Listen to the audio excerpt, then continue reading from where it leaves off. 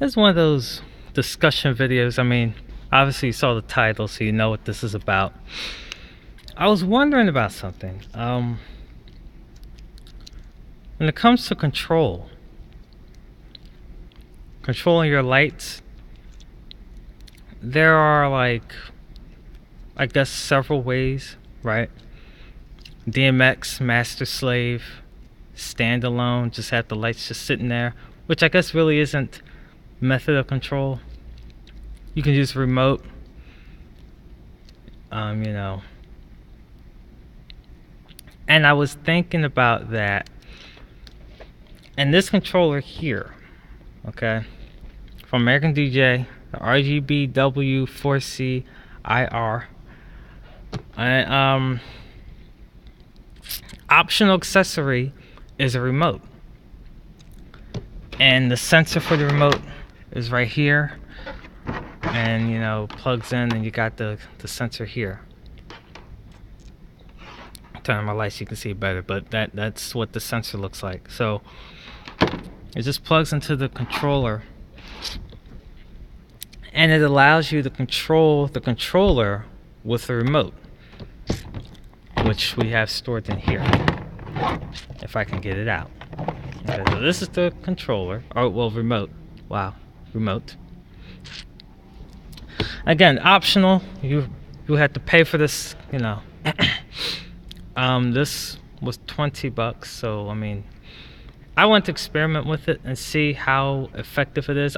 This isn't a video to show how this works. Maybe that's another video. If you guys want to see that, let me know in the comments. I was just thinking about, is it really worth it to have a remote control a controller? Right? Example. And we have this other remote here from American DJ, okay? And this controls the PARs that we have, the uplights, and the PARs where we use them as uplights. And so this goes directly, this is like a substitute for the controller. So when I saw, okay, well, this has a remote and it can control the controller, I thought this kind of seemed redundant in a way, because it's like, just get a remote that can control the lights. So this video is me talking about, is it worth it or not to have a remote control a controller to control your lights? And I thought about it. There's some positives and some negatives. When you look at things, some people aren't comfortable with DMX, right? They don't want to deal with DMX and all these things. And so they want a shortcut, simplified thing. Just press a button and the light will do what it's supposed to do. It's simple enough. It's easy. With the controller, you got to work with DMX. A lot of people don't want to use DMX, you know. Okay, well, you know, that's fine. We love DMX here. We've used Master Slave. We've used this remote as well. So, I mean, we've used both ends. Preference from experience, DMX. But, so that, you know, so remote is good if you want an alternative of control. And in a lot of ways, obviously, it's handheld, so you can be mobile with it. You can move around. You could be over here. You could be over there, and just point and press and get what you want. Whereas controller, you're kind of stationary. You got to sit here, okay, and get comfortable in your chair, and you just got to work it. And oh, if something go wrong, is the cable, and is it the Wi-Fi, and all. So you know, it's a lot of things. But I started thinking about something, right? What's the point of having a controller? Well, a remote if you have a controller. Why would you use the remote on the controller? Like, why are these two basically hand in hand? Now remember, this remote can control lights too. It's not exclusive to the controller. It can control lights. This can control lights. So then the question is, why does American DJ have a lineup of remotes? Because some remotes are only compatible with certain fixtures. which I don't know the science. I don't know why you can't just have one remote be able to work with all fixtures, but such as it is, that's how they did it, or that's how it has to be. Again, I don't know the science behind it. So what made me realize was that the remote by itself is limited. Okay? The remote by itself is limited to the fixtures that it can use. This remote can take our Wi-Fi PARs, QA5 PARs. This can't. But then through the controller, it can. So what the controller does, we move that off to the side. What the controller does is it makes this remote be able to control anything you want, because it's going through the controller, which is set up, with DMX and everything. So you would still have to do DMX, but if you want to be able to control your lights without actually using the controller, but without the limits of the individual remotes and compatible fixtures, this is the kind of setup you would want.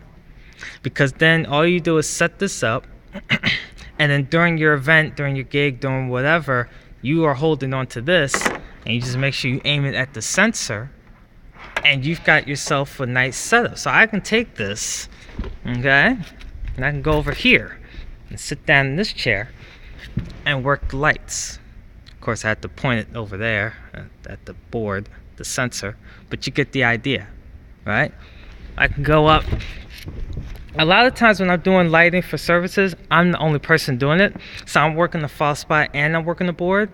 It would be convenient to have a remote and to have this is your control panel right here. Very simple, very... And of course, either one of these remotes can do that, but this remote with that controller gives me more access to other fixtures that aren't compatible with the remote by itself. See what I'm saying? So when I initially saw that you could use a remote with the controller, I laughed. Thought that was one of the dumbest things I had ever seen. I didn't... Oh my God, what?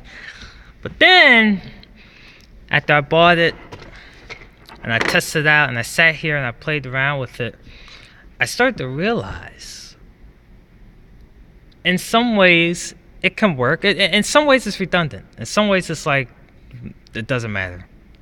You don't need this. If you're set on using a controller, don't get this. Like, you're not, but if you want to be a little more flexible, a little more mobile, and if you prefer... See, the answer to the question is really your preference. If you prefer to use lighting but control it with a remote, this is your setup. Now, obviously, if I remember correctly, the compatible fixtures are like the flat PARs, quad fixtures in general. As you can see, RGB, the A or the W for amber or white. But depending on the fixture, these buttons will do whatever. You see what I'm saying? So, but ultimately, if you're trying to control your lighting without being held into the compatible list of fixtures, then this would be the setup for you. If you don't have a need for the remote, especially if you're like using software, like if you're using software, you might just get your phone and have the app, right? And your smartphone will have the Easy Remote. I think that's what it's. I forget my DMX's app thing. It's Easy Remote. That's like uses Easy Remote too. It's like an app. But yeah. Anyway, so whatever. Okay. Let me know if you got any questions, because this was interesting. For me, I don't need this remote. But if we end up getting fixtures, like right now, the fixtures that we have, this remote covers all. But if we end up getting a bunch of new fixtures that this remote can't handle, And if me or another member of my team wants to use the remote instead of the controller, it gives you options. So I think at the end of the day, if you're a lighting designer, if you're doing lighting, for whatever, give yourself options. I think it's a smart way to go. Give yourself more than one way to control your fixtures. If you're gonna, like for instance, we're in the middle of looking at upgrading some of the controls of lighting that we have here at my church, and I'm pushing for a hardware and a software combo. Like, we can use software, but I also want to have hardware. I want to have a mix. So if one thing is like off or something, we have options. Or if people have a preference of using the controller versus the software and the hardware, you can use on your mobile app to control, or you can use the interface on the software. You can use the controller itself, whatever, and it gives people that flexibility to be able to do what they want, how they want, and you're still going to get the same show.